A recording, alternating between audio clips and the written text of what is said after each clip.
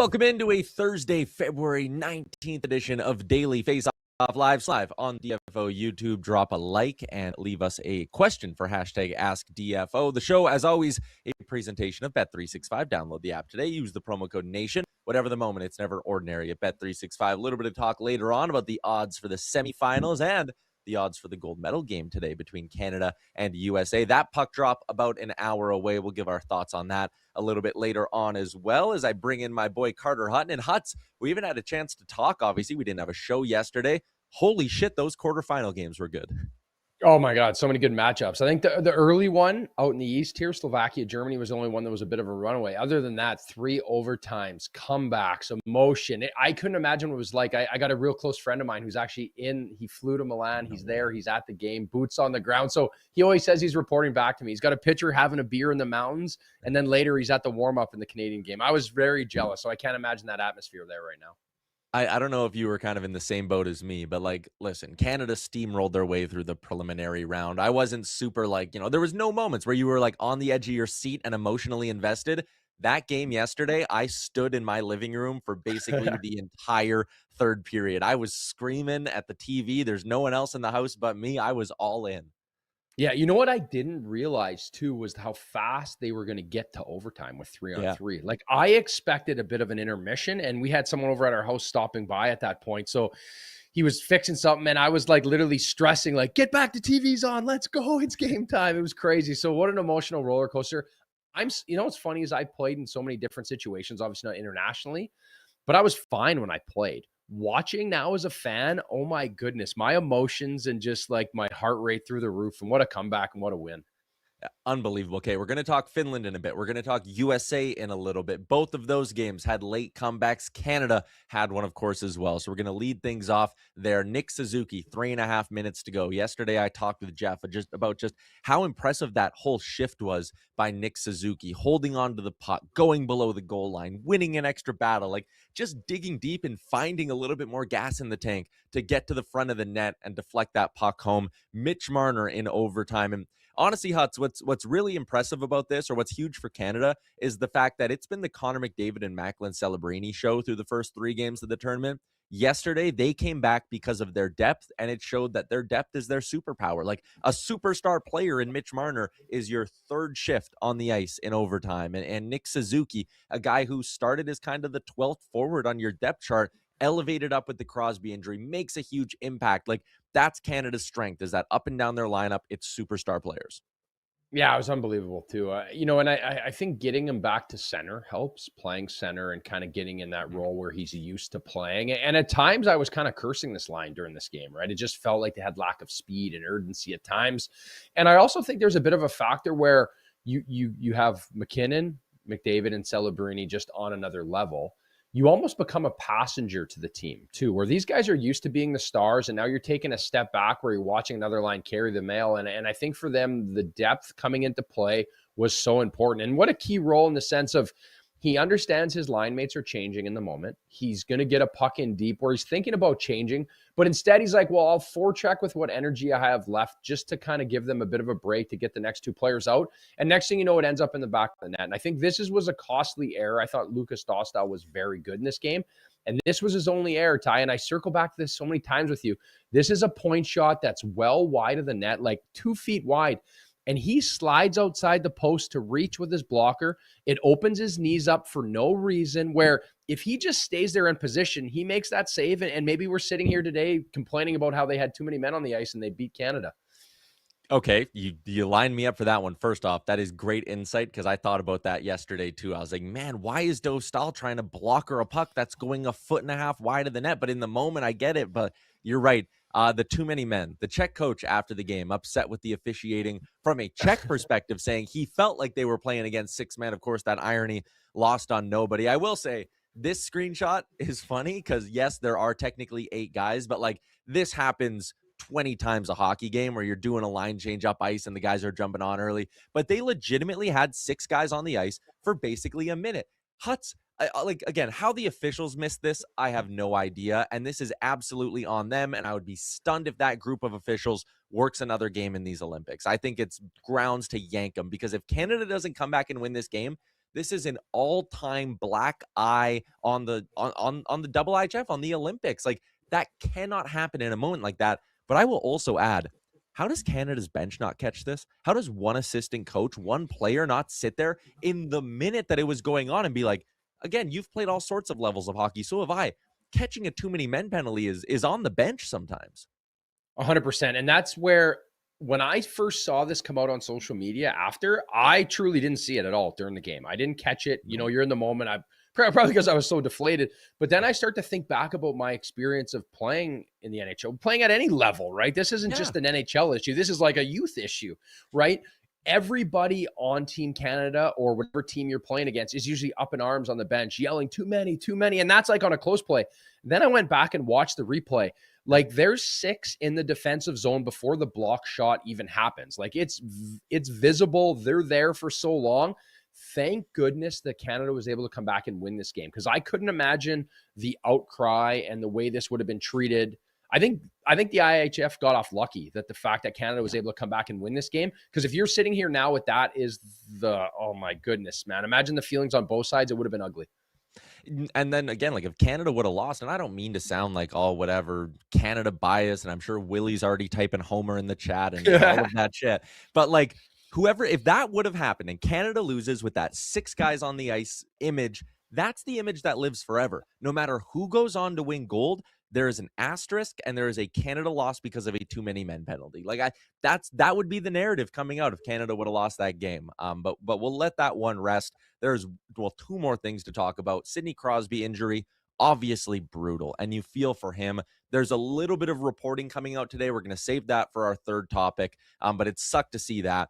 I do, though, Huts, want to give you a chance to talk about Jordan Binnington, and I will be as bold as to say, anyone who's going to bitch about Binnington or the goaltending going forward, I was one of them going into this tournament. I said, you can find the clips of me saying he should not be on this hockey team. I will eat my words and I will shut up forever. That double save on the Marty Necas breakaway, that save on Simic in overtime, where it felt like he was 10 feet out of his crease to come out and stop Simic. That was Jordan Binnington and his swagger and, his cockiness, we can call it, at its fullest. He was excellent, and they do not win this game if it's not for Jordan Binnington. Yeah, I think he was great. He was good when the times he needed to be, right? And then I go back and I watch the goals again and I dissect his game. And it wasn't like he was bad, right? You look at the first goal, it's a breakdown where Stone throws a pizza through the neutral zone. They come in, they catch him with speed. It goes wide. He's there, gets fed in front. Not really his fault. And then the Pasternak one is one where I feel like people criticize him. It's a rolling puck with one of the best goal scorers from his spot on the power play, and he knuckle pucks it, slingshots at top shelf. It's not a bad goal. What I would like to see is opposite of the Heiskanen goal, where he goes across the screen short side on the Swiss goalie, where I think Binnington, you have to play that short side. There's got to be communication where, with his guy, and then you're dealt that hand, and then he stays in it, and he gives his team a chance to win, and that's what you want out of your goalie at this level. And it was an impressive win on all matters, and I think people are missing the point in the sense of, like, they're going to deal with a little bit of, like, they hadn't had a bump in the road. It's been an easy prelim, right? And I think we talked about this, it being concerning that, like, it was like a tapered down effect, right? And then all of a sudden now you got to crank it up again. They dealt with some adversity. They're war ready now. I think they're going to be better for this game, being pushed like this. And there is a bit of a conversation. I see it happening in the chat a little bit. I've seen it all over Twitter of like, well, look at Hellebuyck. The U.S. could win that game 2-1. If Canada got that kind of goaltending, then, they would have won that game 3-1 yesterday. Okay, they don't have a Connor Hellebuyck. Logan Thompson, for as much as he's been great with the Capitals and all of that, he looked shaky in his one game. Like, Jordan Binnington earned this crease coming out of their first starts.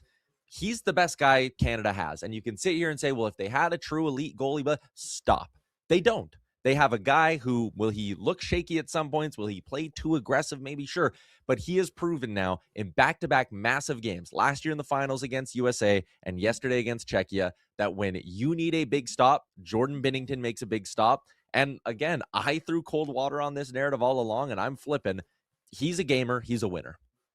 Yeah, he is, and that's a big factor here, and that's going to be something moving forward because like they're going to need it as they get further into this tournament. I think the Finns are going to put up a big fight. They're going to need their depth to pick up, and I know you touched on that injury. I watched Guda's stick gets under Crosby's leg, and then Nathan McKinnon I'm worried about too. I was talking with you guys earlier. I watched the full overtime again, and there's a play right before the Simic shot where he comes flying out, and you can catch it at the 2-minute mark of the full overtime on YouTube. He honestly tweaks his right knee again. It's sore. You can tell he's laboring. And this is going to be a big, big factor because I saw a lot of McKinnon hate yesterday as well that he wasn't flying. It was all McDavid. He's playing through an injury as well. And I think they're going to need more from Hagel, Reinhart, Wilson. Those depth guys are really going to have to step up to push this team over the top. Okay, let's push the Canada talk aside because that, and you sent me the clip. I know we obviously can't play it on the show because of the IOC's rules, but like I would implore people to go back and watch that in the game replay. It's right when McKinnon comes off the ice in overtime. It is clear that he is laboring. So Canada, not the only country to win in overtime yesterday. The USA, it's Quinn Hughes playing hero for the Americans. Connor Hellebuyck, obviously sensational. USA, I listened to the Steve Peters and Johnny Lazarus post-game show here on Daily Faceoff. They talked about just how comfortable Team USA is playing in close, low-scoring games. And a part of that is because there's a really high level of trust that their blue line can be efficient in moving the puck out. So just like how Canada played to their strengths and benefited from their strengths in their win, I felt like it was the same thing for USA, where, I mean, full marks to Sweden. They played their best game of the tournament. It was just too little, too late. And Zibanejad with the late tying goal, it gave us all this drama. But even with all of that, I thought the USA still showed their strengths in puck moving and goaltending. Yeah, they did. And again, this was always the factor coming into this is when we talked about the high-powered offense of Canada, you know, with McDavid, McKinnon, these stars. And then the fact that, like, you look at United States decor and goaltending, can they be a difference maker? And I thought yesterday they were. I thought they got away with one with the Larkin goal. I think Markstrom's really deep in the net. It's one that, you know, probably 9 out of 10 he makes that saves. He's like another foot forward, and it's not an easy tip-in. But that being said, when I look at this team, when you look at the matchup, it's going to be how they defend in the Z zone. Because when that puck starts to travel east-west, Connor Hellebuyck struggles a little bit more. But when they are structured and they make the game predictable for Connor Hellebuyck, he is very, very hard to beat. And I think that is going to be a great challenge. And for Team USA, there is a gaining of confidence too, right? I feel like we're so quick to judge like prelim hockey, where Canada, hey, well, they're playing unbelievable. They're going to be great. USA started slow. Remember, every single game, every single day, they start to gel more and more. And this is a dangerous hockey team. And I think looking right now, drawing Slovakia might be the best thing for Team USA. Yeah, it's going to be an interesting test. And just in, like, so I just said, like, Canada and USA, both their strengths really, really on display.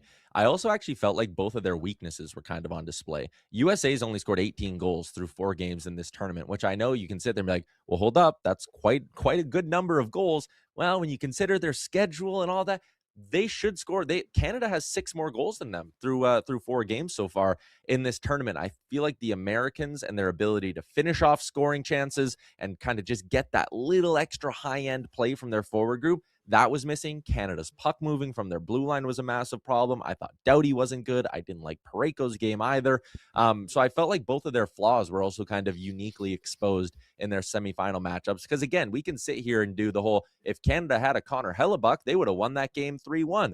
Okay, if the USA had a Macklin Celebrini or a Connor McDavid, they also win their game 3 or 4-1. Yeah, I agree too. And you know what I was worried about yesterday was if the Czechs upset Canada. That was I went on the limb saying the Czechs were going to be the team that, you know, shocked a few people and did really well. I thought I was going to have to celebrate what I did because it was going so good. But I agree, there's 2 different dynamics to this team. And I think USA is growing into theirs just like Canada. But I wonder what happens now as we move forward. Is Josh Morrissey going to be able to play? Because I think that might be that missing link puck mover where if he can get back into the lineup. I saw an article that Sam Bennett was sick.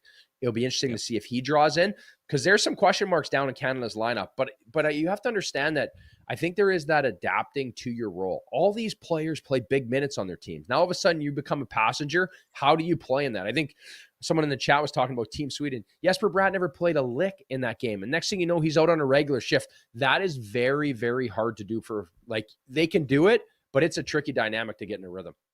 All right, let's take a quick look ahead, and then we're going to be joined by our insider Dave Pagnotta. I know we're a couple minutes behind here, but there's just so much to break down from these Yeah. games yesterday. Canada's going to get Finland, and Finland's coming in with quite an impressive comeback victory of their own. And honestly, it might be the most impressive comeback victory of the three. They were down 2 goals with under 7 minutes to go. Aho scores, and then Heiskanen, they get a bit of a lucky bounce in the final minute with the bank off of, I think it was Siegenthaler's skate, and in. They tie the game. It goes to overtime, and Arturi Lehkonen is the hero on the breakaway. And Finland, again, an electric comeback victory. That, again, if we want to, like, all of these teams kind of playing true to what we think they are. And Finland, their strength of UC Saros makes big saves, and he was good. This wasn't one of those games where the shots were 45-14 for Finland, and they just steamrolled them and ran into a hot goalie and all that. But, like, Finland, structured, sound. They gave up the 2 goals in like a minute and a half stretch. Didn't give up anything else, but they struggled to produce offense, Huts, and it took them till the very end to finally get a couple goals on the board. Well, I think for a Carolina Hurricanes fan, you got to be excited for Aho getting a big goal in a big moment, just like the Mitch Marner haters, right? Like those are two guys that are criticized for their success in big games, and they got it done yesterday. And I think early in this game, my takeaway would be like a costly puck handling error by UC Saros, ends up in the back of the net. And then Mikkola just screens his own goalie on the play on the second goal. And then from there, it feels like you're fighting an uphill battle, but they stuck with it. They don't change. And that's something about the Finns. That's nothing new to us, right, Ty? Like the Finns are always known for playing that structured, dependable hockey, very predictable. And yesterday, it served. And I think they're going to be up for a big challenge against Team Canada's dynamic offense. But the consistency in the play of UC Saros is going to be an X factor, I think, for the Finns in this next matchup. Yeah, and again, Canada, Finland, that's the early one tomorrow. USA, Slovakia is the late game in the semis tomorrow. One more thing here, just on the injury notes for Canada, because we touched on it earlier. Elliot Friedman with the tweet, Crosby, McKinnon, both not skating today at practice. Josh Yohe from Pittsburgh covers the Penguins. He had a tweet that I thought was interesting because obviously he'd be connected to this Crosby situation. He said, very much in line with what John Cooper said today, a source of mine says that it's, quote, iffy that Crosby will play tomorrow or Sunday, but that he very much desires to play. So that is obviously a situation to monitor. And there's a trickle-down effect through the lineup here, Huts, because if Crosby is hurt, I don't think it's feasible for this Canadian team to run McDavid, Celebrini, and McKinnon all on one line. I think you need to spread it out a little bit more. But then you tie in what you talked about, McKinnon gingerly skating off the ice in overtime. If McKinnon's not 100%, maybe you can't have him as a centerman, and maybe the best spot for him is up with Celebrini and McDavid on the top line, where he can just be a little bit more of a perimeter complementary player. So there are a lot of tough decisions that John Cooper's got to make here in the next 25 hours till puck drop. Yeah, I think my concern would be like, who is going to add speed to lineups, right? Because when I watch that Suzuki, Marner, Stone line, yes, they're skilled. They have, like, where's the speed though, right? So maybe you add in a Jarvis or a Bennett, someone that can go and crash and bang and be a little more offensive on the forecheck. And I think Bo Horvat's done a great job too. The perk of this for Canada is the players you are subbing in are all-stars, right? Like, it's not like you're going to be overwhelming them in the moment. They have the depth. It's just the fact that they have to be a little more situational awareness. And someone's going to have to step up, because when we look at these matchups, McDavid is going to draw the toughest matchup. So I think there's potential for other guys to play in here very well. All right. We are late today on the show, but like I said, plenty to get to. Let's move on, go to our big segment. It's Dave Pagnotta from the fourth period.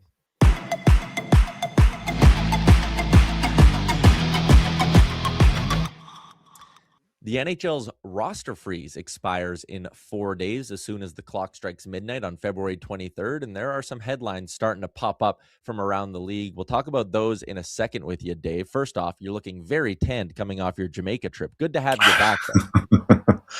Thank you. Somewhat good to be back. It's cold here. Toronto got hit with a nice little snowstorm yesterday, so yay. But it's okay. Hockey's in full swing. We got some big action coming up tomorrow and today, actually, with the gold medal game for the women.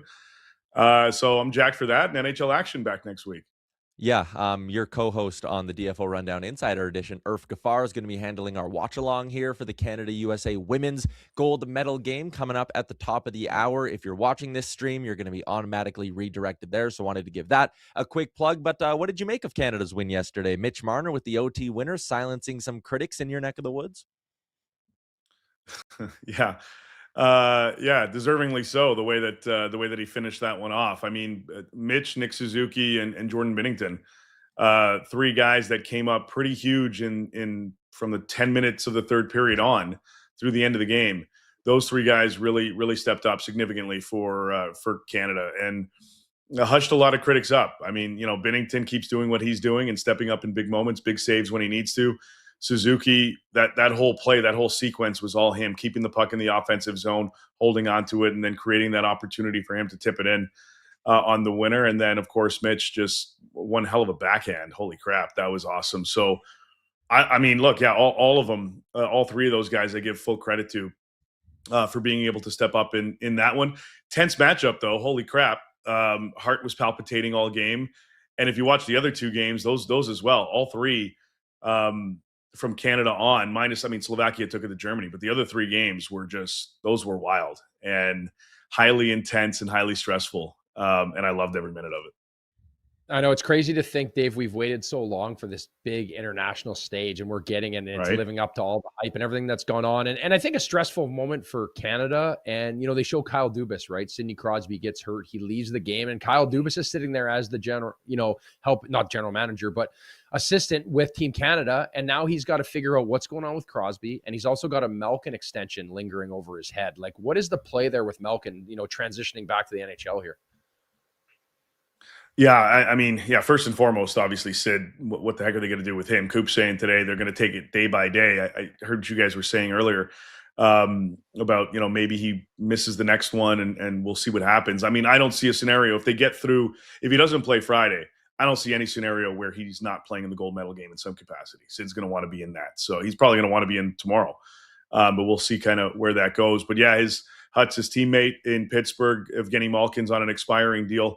And he's having a good season, 44 points in 41 games. He's already expressed his desire to stay and play another season in Pittsburgh. He's on an expiring deal. It's the last year of a 4-year contract. I think it's 24.4. He's making 6.1 a year.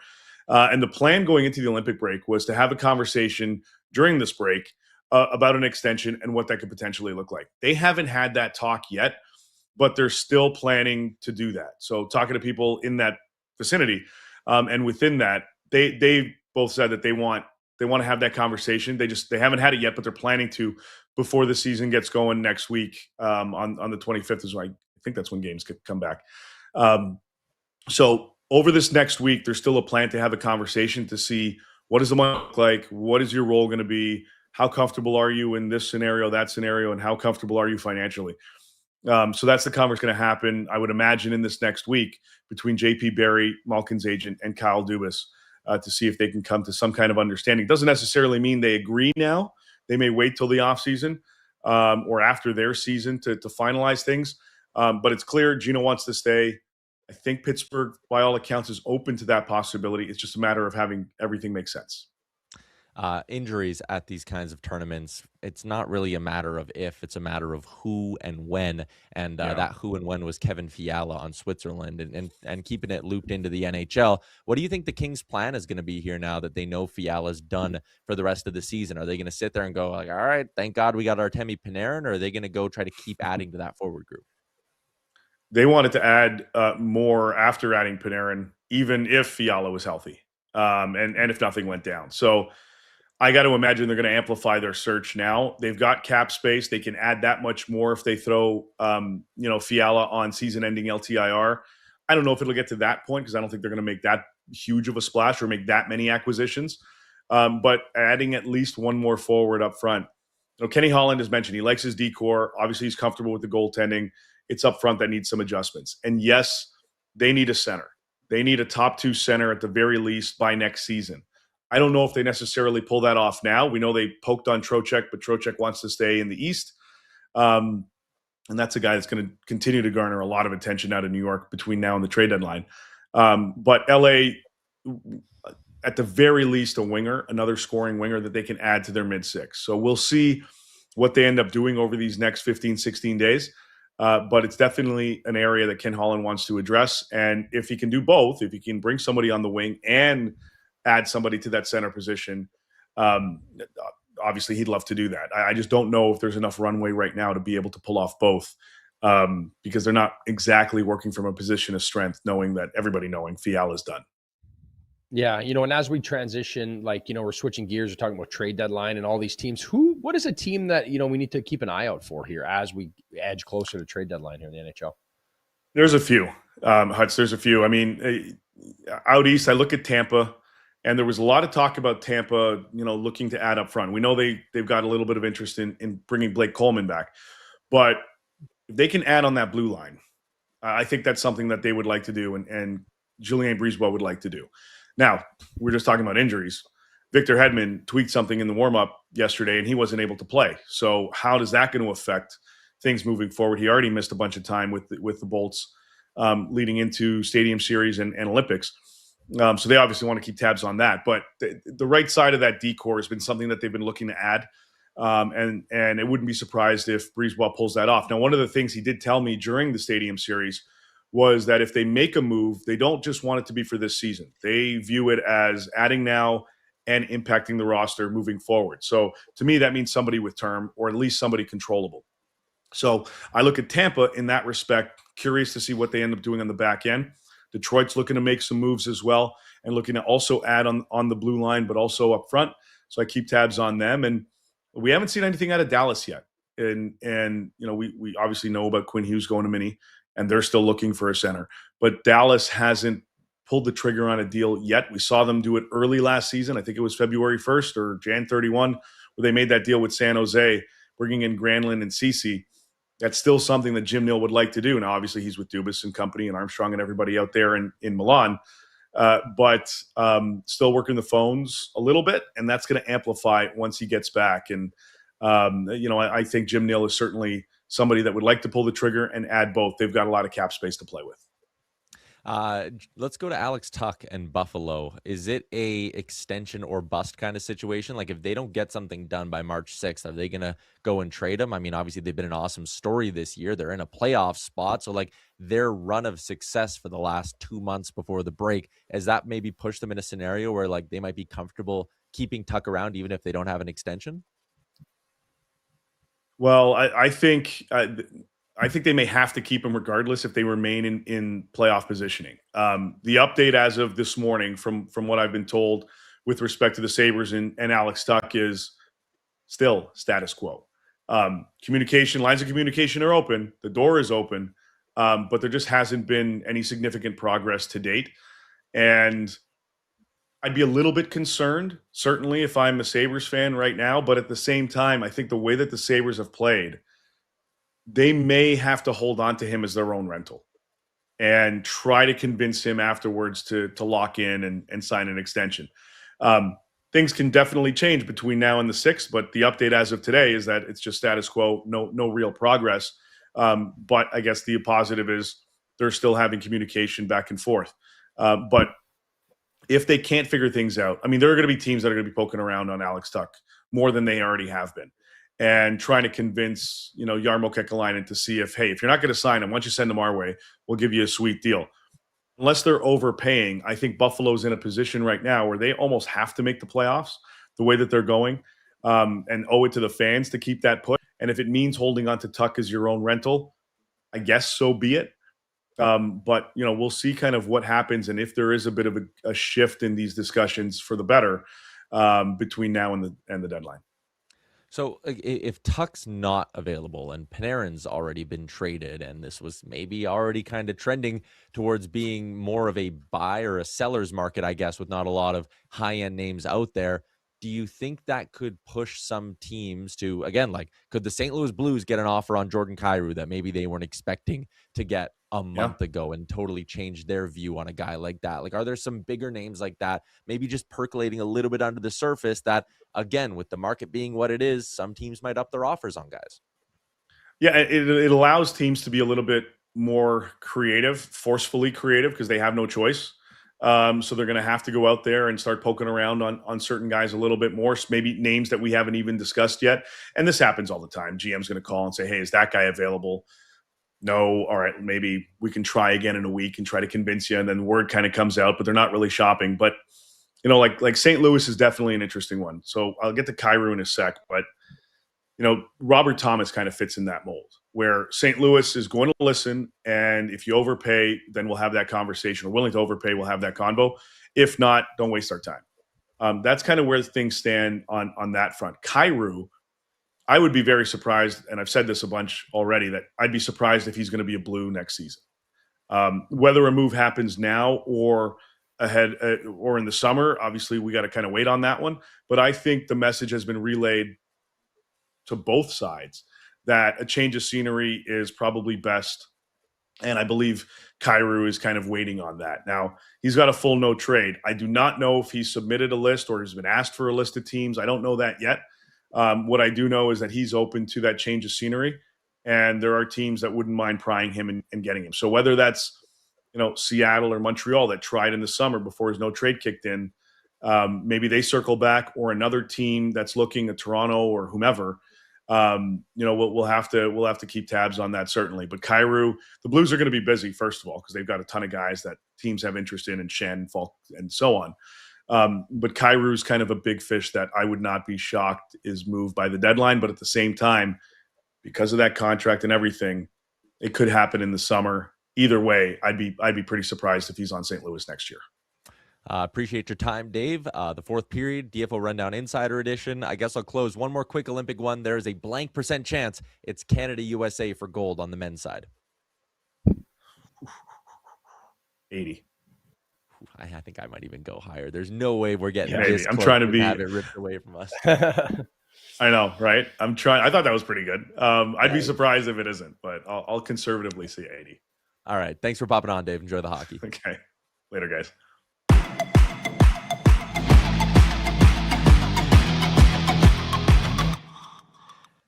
Huts, let me throw you that question. % chance we get Canada-USA in the gold medal game. 100%, buddy. This has been building for so long. I am in. I've been thinking it all the time. I think they both just dodged their bullets. That was like they dodged the big one right there. And I think they learn from it. They address it. And I think they're on a crash course to play each other, in my personal opinion.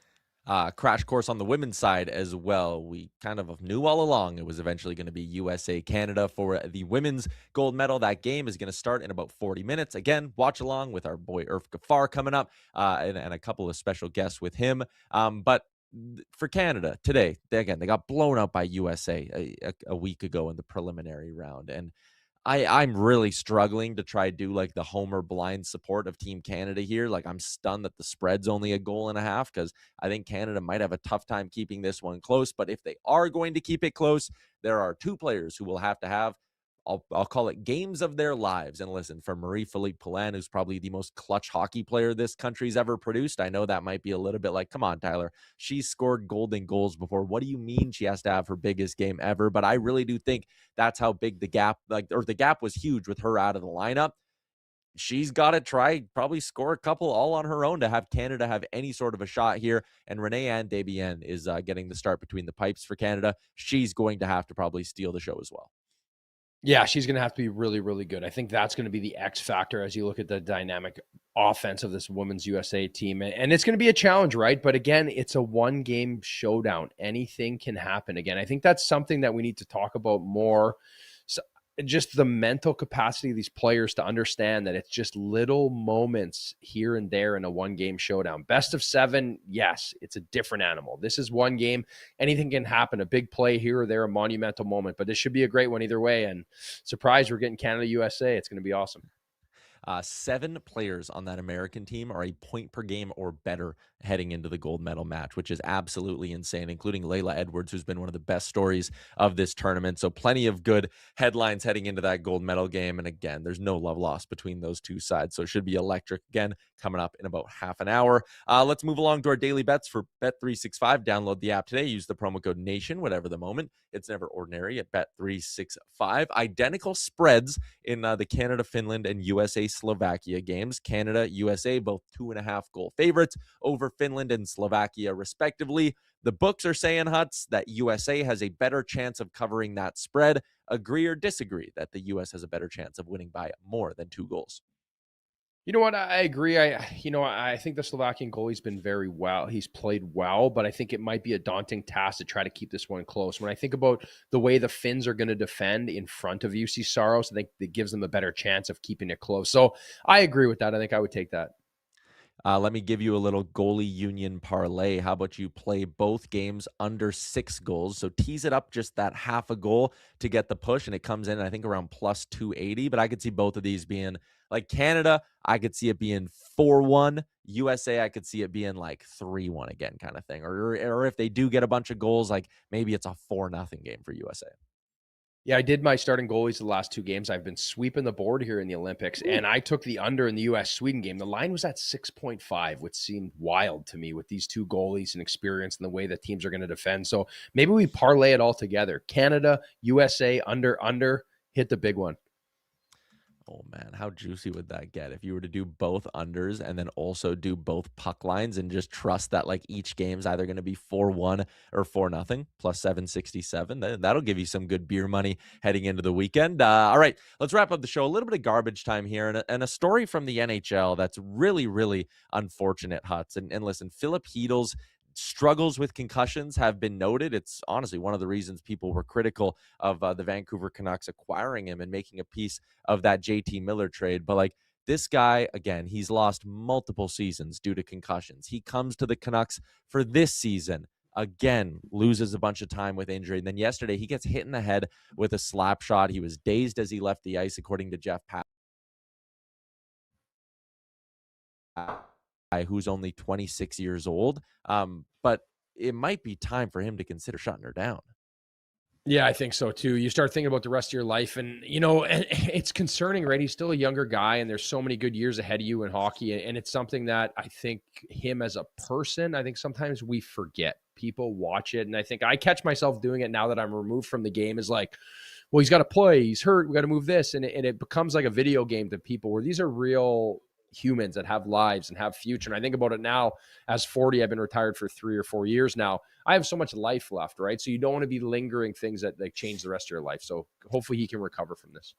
All right, you lost me there. Yeah, I'm with you 100%. You nailed the sentiment of what I wanted to talk about, and you just feel for Philip Heedle in this situation. All right, that is a wrap on today's edition of the show. Dave Pagnotta, awesome insight as we start to gear up towards the NHL season resuming, and of course, we're gearing up for a couple of big semifinal matches on the men's side tomorrow. Jeff Merrick and I will be handling post-game duties once again. It'll be a special edition of The Sheet, and then I'll be live with Liam on the Oilers Nation side following things. So no DFO live tomorrow, but you are going to pop on ON every day. So if people want to head over to the Oilers Nation YouTube tomorrow, just after 2 o'clock Eastern, we'll have some talk about, we're hoping that it's Canada moving on to the gold medal game there. But again, great show. As always, everybody in the YouTube, leave a like before you close the window. Give us some help. And we'll chat with you all again tomorrow here on Daily Faceoff. Full coverage of the Winter Games. Enjoy your Thursday.